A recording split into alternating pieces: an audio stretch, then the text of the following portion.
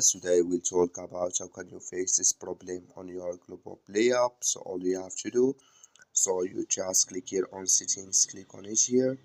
So when you just click on it, it's going to take you to this list. It's going to show for you like this here. Then you go down, just keep going down here. So then it's going to show for you here apps. You click on it. Then you come to apps list here.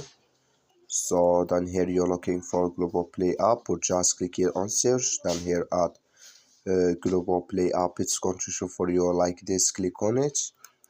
So then it's going to take you to this list here.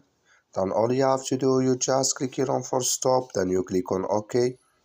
Then you go down, just click here on storage.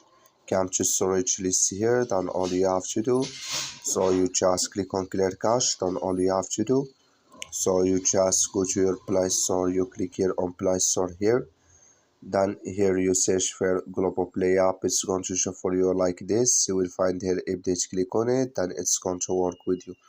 That's all you have to do. Thank you for watching. Don't forget to support us by liking, subscribe.